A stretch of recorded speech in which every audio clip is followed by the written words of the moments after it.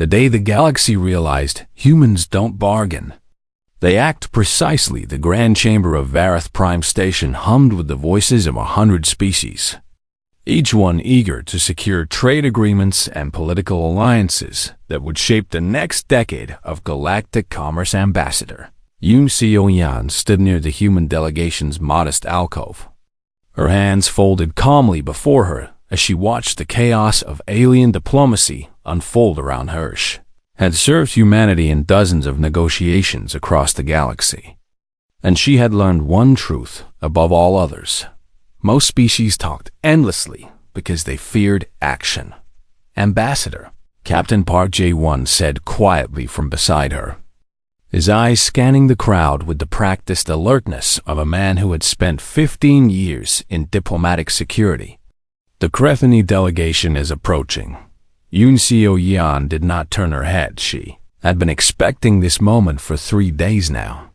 Ever since the encrypted message had arrived from the colony world of New Busan, 100 human colonists had vanished without explanation, and every intelligence report pointed toward Crethany involvement. The Crethany were an insectoid species known throughout the galaxy for their cunning and their willingness to use leverage in ways that other species found distasteful. They did not conquer worlds through military force. They conquered through manipulation, blackmail, and carefully constructed crises that left their victims with no choice but to surrender. High Arbiter Velox approached with the clicking gait common to his species, his forearms folded in a gesture that was meant to convey authority and benevolence. His translator device hummed as he spoke. Ambassador Yoon, what a pleasure to finally meet the representative of humanity's government, Velox said, his compound eyes reflecting the chamber's lights in a way that made them seem to sparkle with false warmth. I believe we have matters of mutual interest to discuss. I am listening, Ambassador Yoon replied, her voice perfectly neutral around them. Other species began to take notice. The Molari delegation leaned closer, their long ears twitching with curiosity. The Vethany observers activated their recording devices. Everyone knew that something significant was about to happen. High Arbiter Velox gestured to one of his aides, who produced a holographic display showing a remote mining world, designated Vex 4.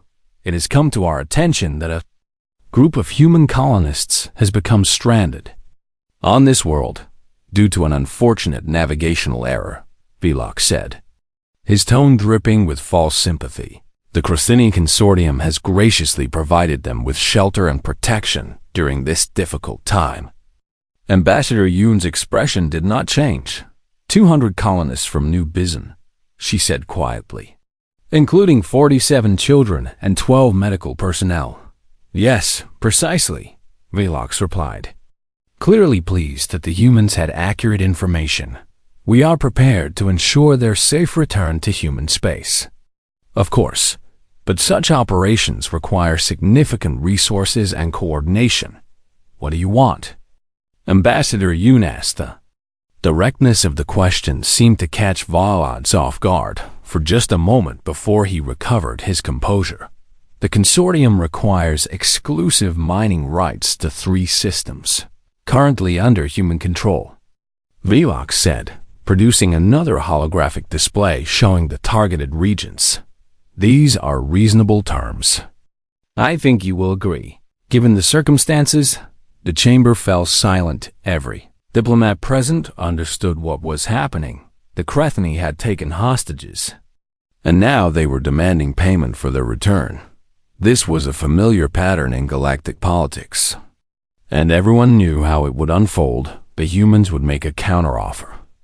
Crethany would reject it. Weeks or months of negotiation would follow until both sides reached a compromise that satisfied neither but preserved the appearance of diplomatic propriety. Ambassador Yoon studied the holographic displays for a long moment, then she asked 3 questions.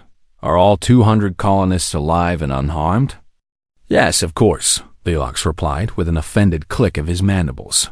What is the deadline for your proposed agreement? The consortium requires a formal response within 5 standard days, Velox said, his confidence growing. Surely there is sufficient time for your government to recognize the wisdom of our terms. And if we decline your proposal? Velox's compound eyes glittered with what might have been amusement. I would strongly advise against such a course of action. Ambassador, he said, the mining world is quite remote, and accidents can happen in such isolated locations. Ambassador Yoon nodded slowly. You have made your position clear, she said. Then she turned and walked away. Velox stood frozen for a moment, his translator struggling to process the abrupt end to the conversation around him. The other delegations exchanged confused glances. The Malari counselor, Dreth, hurried after Ambassador Yoon with an expression of barely contained panic. Ambassador, please, Dreth said, his voice trembling. You must understand that the Crethani are serious in their demands, and refusing to negotiate will only make the situation worse for everyone involved. I understand the situation perfectly, Ambassador Yoon replied without slowing her pace. Then you will begin counter-negotiations immediately, yes? Dreth asked hopefully. The Malari Union would be honored to serve as mediators in this delicate matter. Ambassador Yoon stopped and turned to face the nervous alien. Counselor Dreth, I appreciate your concern for the welfare of our citizens, she said. But the human government does not require mediation at this time. But what will you do? Dreth asked, his ears drooping with confusion. Ambassador Yoon smiled faintly. We will handle the situation, she said. Then she continued walking toward the human delegation's private chambers, Captain Park falling into step beside her once. They were alone, and the security systems had confirmed the room was free from surveillance. Ambassador Yoon activated her personal communication device. This is Ambassador Yoon transmitting to Earth Command on Priority Channel 7, she said calmly. Authorization code. Iron Sunrise. Authorization confirmed, a voice replied. Through the encrypted channel. Awaiting. Instructions. Activate Protocol 17, Ambassador Yoon said. Full operational authority is granted. Effective immediately. Understood. Ambassador, the voice replied. Protocol 17 is now active. Captain Park watched as the transmission ended, his expression carefully neutral. How long? He asked. 72 hours. Ambassador Yoon replied. Maybe less. And if they harm the hostages before then? Ambassador Yoon looked at him with eyes that had witnessed the worst the galaxy had to offer and had never once flinched. They will not be given that opportunity, she said far across the galaxy, aboard the flagship of the 7th Human Expeditionary Fleet. Admiral Choi Min-ho received the coded transmission and immediately began issuing. Order ships that had been scattered across 3 sectors suddenly changed. Course intelligence officers who had been monitoring Crethani communications for months activated dormant asset specialists in hostage rescue operations were briefed on terrain and enemy positions. The galaxy continued its endless negotiations and diplomatic maneuvering, completely unaware that something unprecedented had just been set in motion. Humanity was not going to bargain. Humanity was going to act. The day the galaxy realized humans don't bargain, they act precisely at exactly 0347 Galactic Standard Time. 17 operations began simultaneously across 4 star systems. There was no warning. There was no declaration of war. There was no final ultimatum or dramatic announcement. One moment, the Crethani Consortium believed they held all the power in the galaxy. The next moment, their entire strategic position collapsed. Sergeant First Class Bay Donghain dropped through the ventilation shaft of the Vex 4 mining facility with the silence of a shadow, his team of 12 operators following close behind. They had trained for this exact scenario hundreds of times in simulation, and every movement was precise, and automatic hand signals passed through the darkness as the team split into 3 groups. each one assigned to a specific sector of the facility. The first group would neutralize the guard posts. The second group would secure the hostages. The third group would hold the extraction point until the transports arrived. Bei Donghayan led the second group through narrow corridors that had been designed for ore transport, not human navigation. The intelligence had been accurate down to the centimeter, and every turn, every junction, every potential ambush point had been memorized and anticipated. They encountered their first Crethany guards at the entrance to the holding area. The aliens never saw them coming for. Shots from suppressed weapons dropped the guards before they could raise an alarm, and the team flowed past their bodies without breaking stride in the command center of the facility. Hive Commander Threx was reviewing the overnight reports when every screen in the room suddenly went dark. He clicked his mandibles in irritation and reached for the communication console. But the console was dead. Every system in the facility had gone offline simultaneously. What is happening? He demanded of his aides, but none of them could answer. They had never seen anything like this. They could not have known that at this exact moment. Human cyber warfare specialists were dismantling the entire Crethany military communication network across the region. Encrypted signals that had been considered unbreakable were being decoded and redirected. Command frequencies that should have connected fleet admirals to their subordinates were producing nothing but static. Emergency protocols that should have activated automated defenses were being overwritten with false data. The Crethany military was blind, deaf, and paralyzed, and they did not even know it yet. In orbit above X4, 4 Crethany weapons platforms detected the approach of unknown vessels and attempted to power up their defensive systems. They never completed the process. Human stealth frigates that had been hiding in the shadow of a nearby moon launched precision strikes that destroyed each platform in a single coordinated volley. Debris fell into the atmosphere as burning streaks of light that the hostages would later describe as the most beautiful thing they had ever seen. Dr. Kang Jiun was tending to a sick child when the door to the holding area exploded inward. For a terrible moment, she thought the Crethany had finally decided to eliminate their hostages. Then she saw the figures that came through the door, and her heart nearly stopped. They were human. They moved with a speed and coordination that seemed almost inhuman, sweeping through the room and neutralizing the Crethany guards before anyone could react. One of them approached her, his face hidden behind tactical gear, and spoke in Korean. "Dr. Kang, I am Sergeant Bei Donghayan of the Terran Rescue Operations Command, and we are here to take you home." She could not speak. She could only nod as tears streamed down her face around her.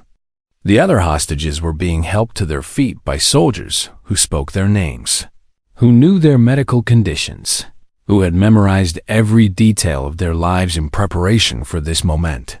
A young mother clutched her child and sobbed as a soldier wrapped a protective blanket around them both. An elderly man who had not walked unaided in weeks found himself lifted gently by 2 operators, who carried him as if he weighed nothing at all.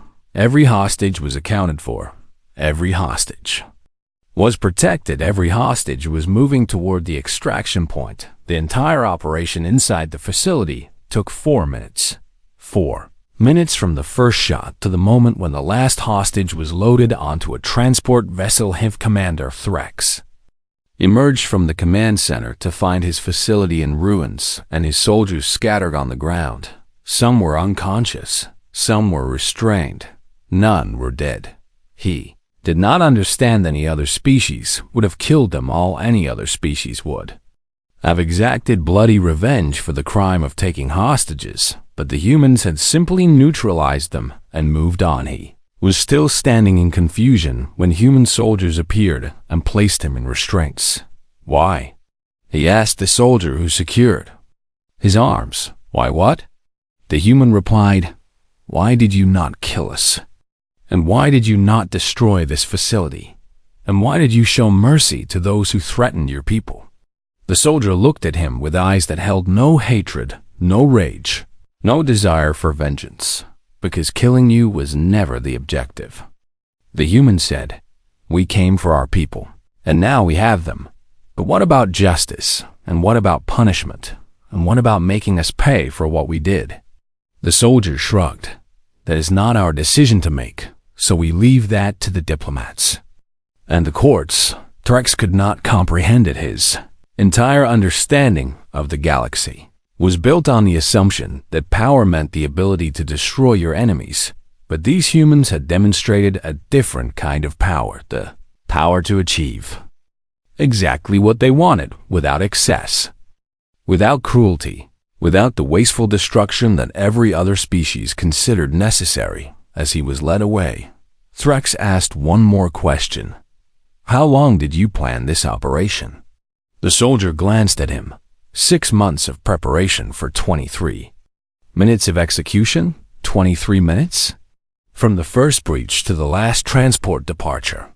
And we were actually 90 seconds ahead of schedule across 3 other star systems.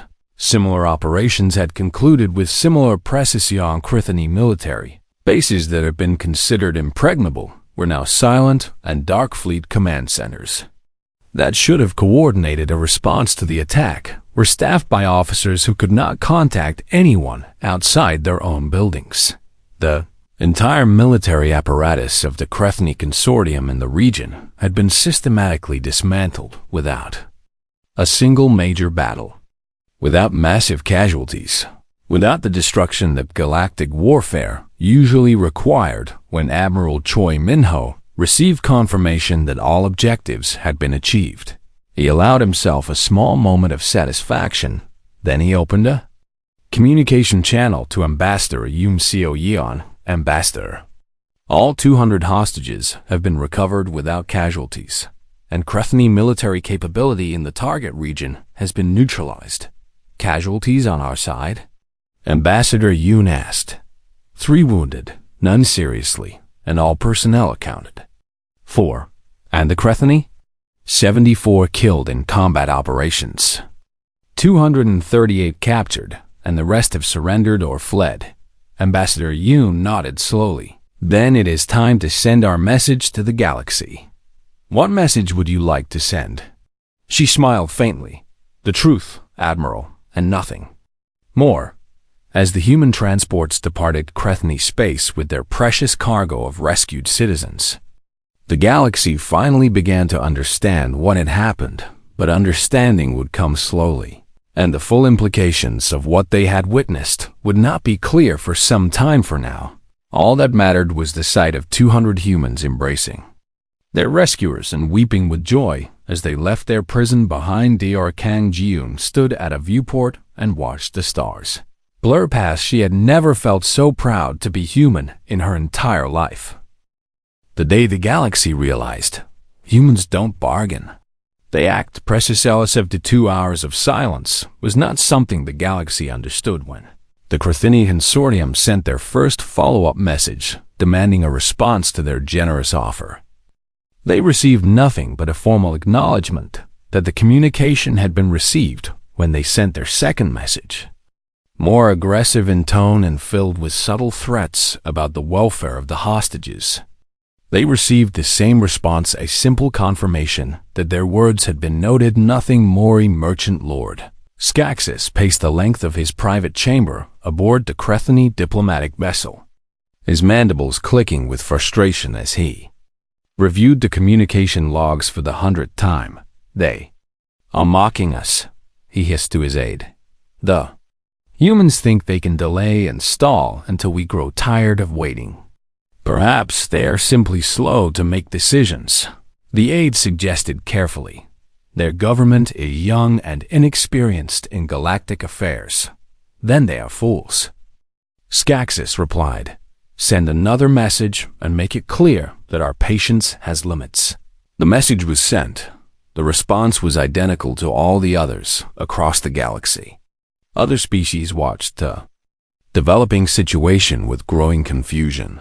The Malara Union sent private communications to the human embassy, offering once again to mediate the Vethany.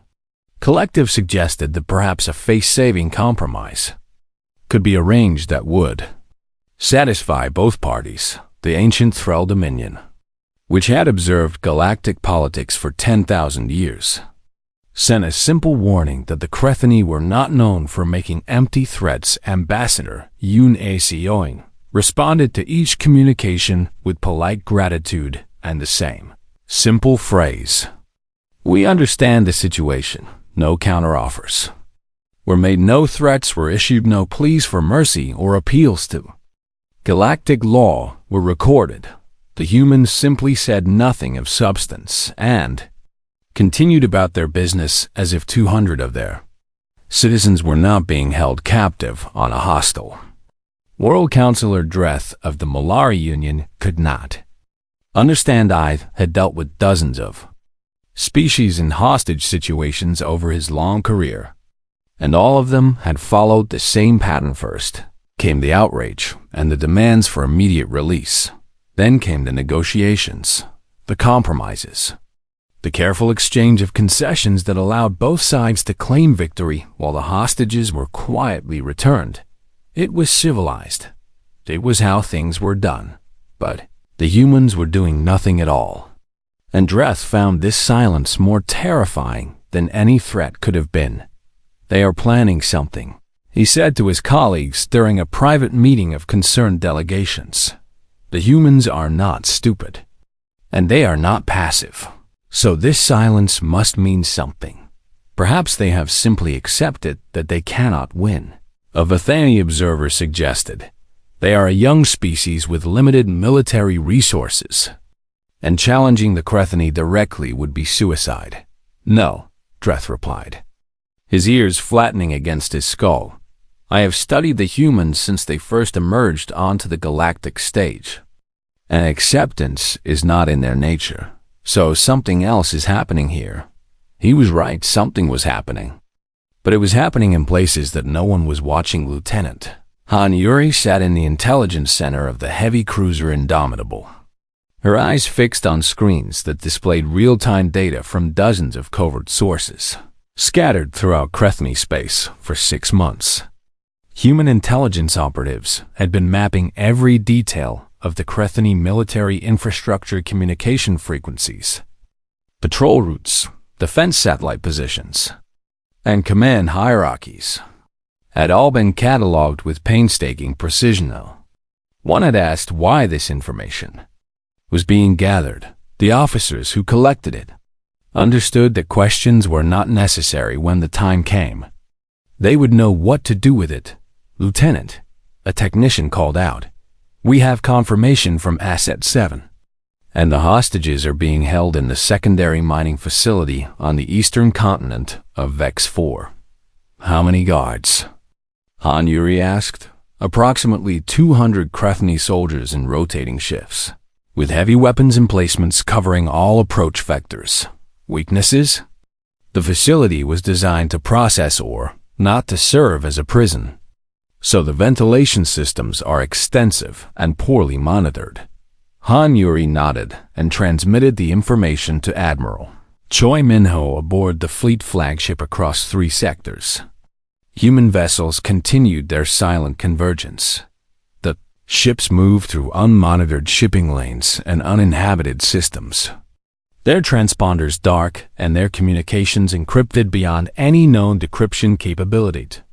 To any observer, they would have appeared to be ordinary cargo vessels or scientific survey ships engaged in routine operations. No one suspected that the largest coordinated military operation in human history was unfolding right before their eyes. Admiral Choi Minho reviewed the final operational plans in his private quarters, his weathered face illuminated by holographic displays showing every detail of the coming action. 17 targets would be hit simultaneously across 4-star systems. The primary objective was the rescue of all 200 hostages without a single civilian casualty. The secondary objectives included the complete neutralization of Crethani military command and control capabilities in the region. There was no margin for error. The timing had to be perfect. Every team had to execute their mission flawlessly, or innocent people would die. Admiral, his aide said from the doorway. Ambassador Yoon is requesting a status update. Tell her we are ready. Choi Min-ho replied without looking up from his displays. All assets are in position and awaiting final authorization. When will the operation commence? The Admiral finally looked up, his eyes hard with determination. In exactly 14 hours. At 0347 Galactic Standard Time. Why that specific time, sir? Because that is when the Crethony God rotation is at its weakest. And their communication satellites will be in optimal alignment for our jamming systems. And their fleet commanders will be in their sleeping cycles. The aide nodded slowly. We have thought of everything. No. Admiral Choi replied. We have prepared for everything. And there is a difference. He turned back to his displays. The Crethini believe they are negotiating from a position of strength because they hold our people hostage. But they have made a critical error in their calculations. What error is that, Admiral? They assumed we would bargain. Choi Min-ho said quietly. They assumed we would weigh the lives of 200 citizens against the economic value of 3 star systems and make a rational decision based on acceptable losses. He stood and walked to the viewport, staring out at the stars. They do not understand that humans do not calculate the value of our people that way. And when someone takes what is ours, we do not negotiate for its return. What do we do, sir? Admiral Choi Min-ho turned back to face his aide with an expression that had been forged in a dozen conflicts across the galaxy. We take it back on Vex 4. Deep in the secondary mining facility, Dr. Kan Ji-yoon sat among the frightened colonists and tried to keep them calm. She had been the colony physician on New Bizen for 12 years. And she had never imagined that her medical skills would be tested in a hostage situation. But here she was, caring for 200 people who had been torn from their homes and imprisoned by aliens who saw them as nothing more than bargaining chips. Doctor, a young mother whispered, clutching her sleeping child. Do you think anyone is coming for us?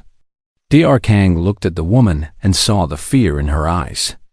The desperate hope that someone somewhere was working to bring them home. She thought about all the stories she had heard about human history, about the lengths that people would go to rescue those who could not rescue themselves.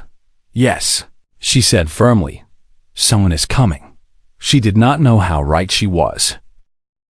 The day the galaxy realized humans don't bargain.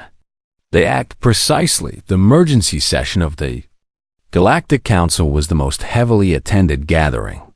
In 300 years, every species with a seat on the council had sent their senior representatives. Every observer delegation had filled their allocated spaces. Every media outlet in known space was broadcasting the proceedings to trillions of viewers who wanted to understand what had happened in Crethony. Space Ambassador Yoon Seo-yeon walked to the speaker's platform with the same calm composure she had displayed throughout the crisis. She wore simple formal attire without medals or decorations. She carried no notes and no holographic displays. She needed nothing but her voice, and the truth. High Arbiter Velox was already present, his compound eyes tracking her movement with barely concealed fury. His delegation had demanded this emergency session to condemn humanity's unprovoked military aggression against a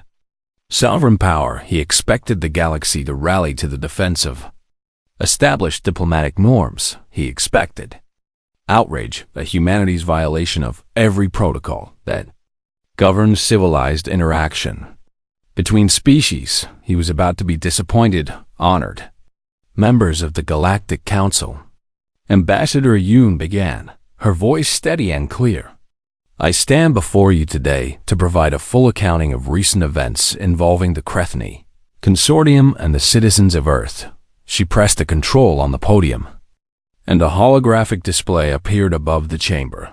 12 days ago, 200 human colonists were forcibly abducted from the world of New Bizan by Crethony military forces. operating under direct orders from the consortium's ruling council. The display showed intercepted communications, vessel tracking data, and testimony from captured Crethini officers. These citizens, including 47 children, were transported to the mining world of Vex-4 and held as hostages to coerce the human government into surrendering strategic territory. High Arbiter Velox attempted to interrupt, but Ambassador Yoon continued without acknowledging him. The Crethini Consortium issued an ultimatum demanding exclusive control of 3 human star systems in exchange for the safe return of our citizens, and they implied that harm would come to the hostages if their demands were not met. She paused and looked directly at Velox. "We did not negotiate." A murmur swept through the chamber. Ambassador Yoon continued.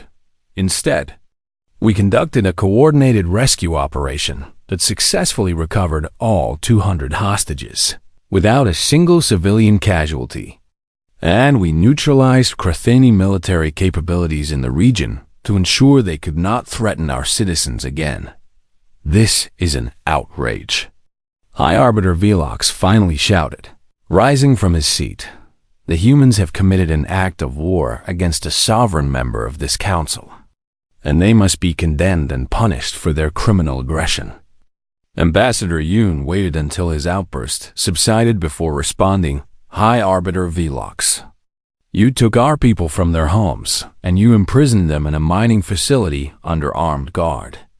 And you threatened their lives to extort political concessions from our government." Her voice remained perfectly calm. "We did not invade your territory to conquer it, and we did not destroy your cities or massacre your population, and we did not demand reparations or territorial concessions in return." She let the words hang in the air. "We simply took our people back, and there is no war here, and there is only consequence." The chamber fell silent. Councillor Dreth of the Malari Union leaned forward, his ears twitching with intense concentration. "Ambassador Yoon," he said carefully, "are you saying that humanity considers this matter closed?" "I am saying that the immediate crisis is resolved," Ambassador Yoon replied. "Our citizens are safe, and the military forces that threaten them have been neutralized, and we have no interest in prolonging hostilities or seeking revenge." "But what do you want?" Dreth pressed. "What demands do you make of the Crethini in exchange for peace?" "We demand nothing but acknowledgement," Ambassador Yoon said. "A formal apology to the colonists who were kidnapped and a commitment to provide compensation for the trauma they experienced. And that is all." High Arbiter Velox stared at her in disbelief. "You cripple our military, and you humiliate our government before the entire galaxy. And you ask for nothing but an apology?" "Correct. This is some kind of trick," Velox insisted. "Humans cannot be this naive. So you must be concealing your true intentions." Ambassador Yoon smiled faintly. "High Arbiter, we have no hidden intentions, and we did not attack your military to weaken the Crethini Consortium for future conquest. And we did not rescue our citizens to gain leverage for territorial expansion." She turned to address the full council. "We acted because our people were in danger, and we achieved our objective. And now the situation is resolved. And if the Crethini accept responsibility for their actions and compensate those who were harmed, humanity is prepared to move forward without further hostility." A voice echoed through the chamber from a section that had been silent for decades. Everyone turned to see Observer. Kithis of the eldest races rising slowly from their seat. The eldest were ancient beyond comprehension, and they rarely spoke in council proceedings because they had seen everything before and found most debates tiresome. But now Kithis was speaking, and the galaxy listened. "The young species has demonstrated something this council has forgotten," Kithis said, their voice resonating with the weight of millennia. "Precision is not cruelty, and action is not aggression. And the measure of power is not found in the ability to destroy, but in the wisdom to achieve what is necessary without excess." The ancient observer turned their gaze toward the Crethany delegation. You believed that holding hostages would give you leverage, because every species you have dealt with before has responded to such tactics with predictable negotiations. But you calculated wrong. Kithis gestured toward Ambassador Yoon. The humans did not bargain, because bargaining would have validated your methods and encouraged future hostage-taking. And they did not threaten because threats without action are meaningless. And they did not ask for permission or approval, because the lives of their people were not subject to a debate. The ancient being sat down slowly. This council would do well to remember what we have witnessed today, High Arbiter. Velox looked around the chamber and saw no support from any delegation. The Malari were nodding in agreement with Kithis. The Vethani were already drafting resolutions condemning the hostage-taking, given the Crethany's traditional allies had turned away from them. The consortium's political position was collapsing in real time. Velox lowered himself back into his seat. Defeated, the Crethany consortium accepts the human terms, he said quietly. We will issue a formal apology and provide compensation to those who were affected by our actions. Ambassador Yu nodded. Humanity accepts your acknowledgement, and we look forward to a more constructive relationship in the future. As the session concluded and delegates began to disperse, Councillor Dreth approached Ambassador Yoon with an expression of troubled fascination. Ambassador, may I ask you something in confidence? Of course. Dreth lowered his voice. What would you have done if the Crethany had harmed the hostages before your rescue operation could be completed? Ambassador Yoon looked at him for a long moment. You misunderstand the nature of our preparation, she said quietly. We did not hope the hostages would be unharmed, and we did not rely on Crethany restraint or mercy. Then what? We ensured that harming the hostages was never a possibility they were allowed to have.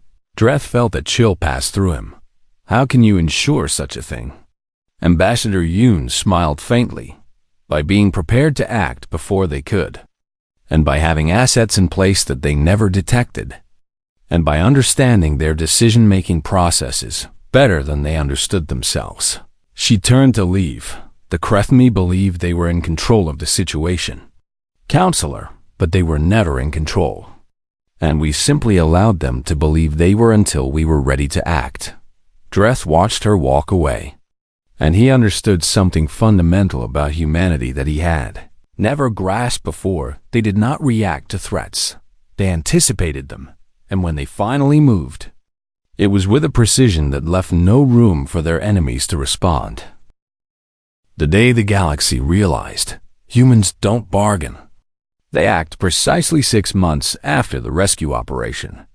The galaxy had fundamentally changed its understanding of humanity. The small species from the unremarkable planet called Earth was no longer seen as naive newcomers who could be manipulated with threats and leverage. They were something else, entirely something that the older species were still struggling to define. Dr. Kang Ji-eun stood before the Terran Colonial Security Committee, her voice steady as she delivered her testimony about the events on Vex-4. The Crethany told us every day that no one was coming, she said. They told us that our government would sacrifice us rather than give up valuable territory. And they told us that humans were too weak and too inexperienced to challenge a major galactic power.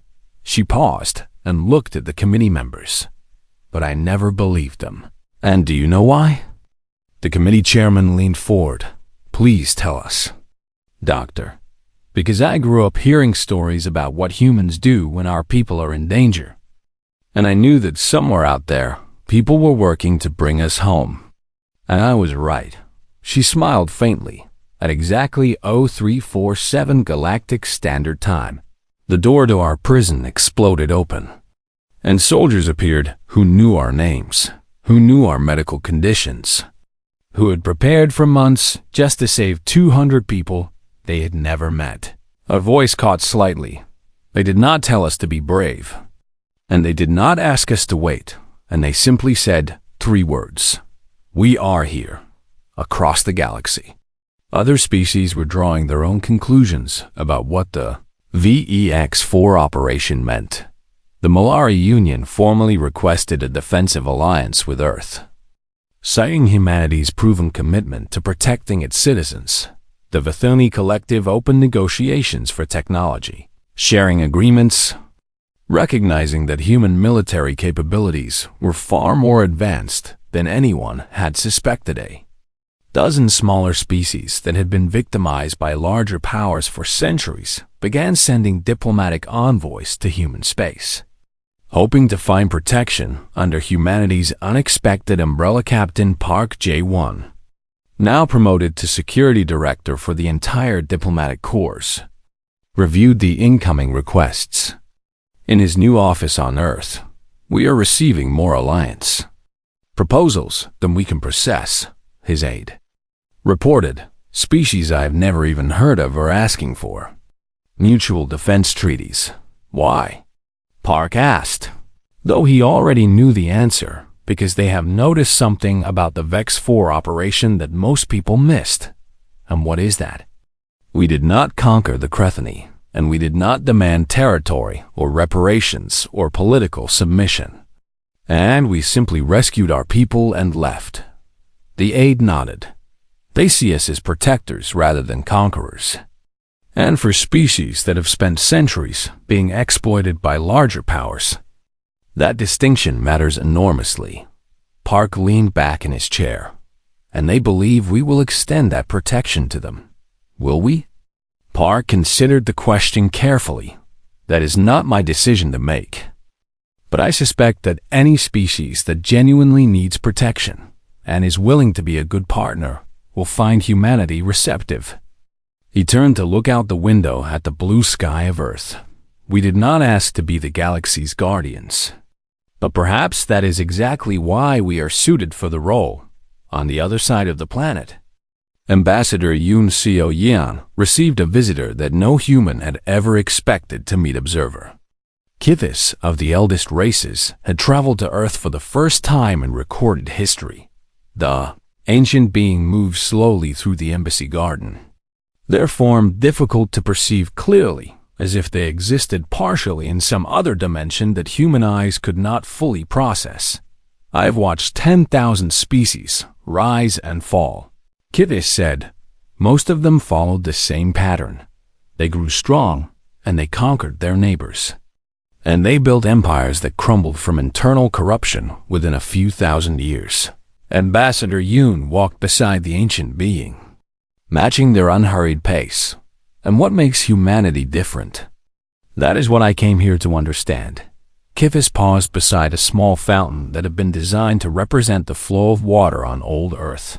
Your species fought a terrible war among yourselves not long ago, and you developed weapons that could destroy your entire civilization. And yet you chose not to use them. We came close, Ambassador Yoon admitted. Closer than most people know. Yes. And that is precisely my point, because you stood at the edge of annihilation and chose to step back. And that requires a kind of wisdom that most species never develop. The ancient being turned to face her.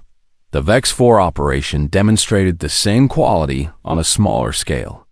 Because you had the power to destroy the Crethini, and you chose instead to achieve your objective with minimum harm. We did not want to destroy them, Ambassador Yoon said simply.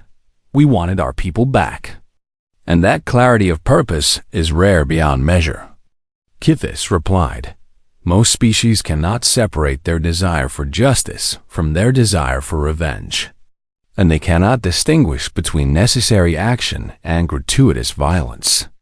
And they cannot understand that true strength lies in restraint. The ancient being produced a small object from somewhere. Within their shifting form, I have brought you something. Ambassador Yoon accepted the object. Carefully, it appeared to be a data crystal of unfamiliar design.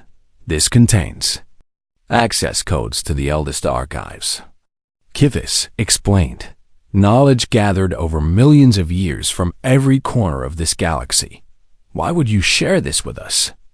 Because you have reminded the galaxy of something ancient that was almost forgotten. Kithis began to move toward the embassy exit. Power is not found in threats or bargains. And true strength is not measured by the ability to destroy, but by the wisdom to act precisely when action is required. The ancient being paused at the threshold. The galaxy is entering a difficult period. Ambassador, and challenges are coming that will test every species that claims to be civilized. And humanity has demonstrated that they understand what most have forgotten. What is that? That those who can act without excess are the only ones truly fit to lead. Then Kithis departed, leaving Ambassador Yoon alone with the most valuable gift any species had ever received from the eldest that evening. Ambassador Yoon stood before a window overlooking the lights of the capital city. Captain Park Jae-won joined her, having arrived for their regular security briefing. The Krethni Consortium has formally dissolved, he reported. The faction responsible for the hostage crisis has been dismantled by their own people, and the remaining groups are seeking to establish new relations with the galactic community. Good. However, our intelligence suggests that other species are watching humanity very carefully now, and some of them may test our resolve in the future. Ambassador Yoon nodded slowly. They will test us again and again. We will not bargain, Park replied. No. She turned to face him. We will simply be ready. Outside the window, the stars shone with the same light that had guided humanity through millions of years of evolution on a small blue planet. Those stars now represented something different. They represented a galaxy that had finally learned what humans had always known about themselves when the lives of their people were at stake.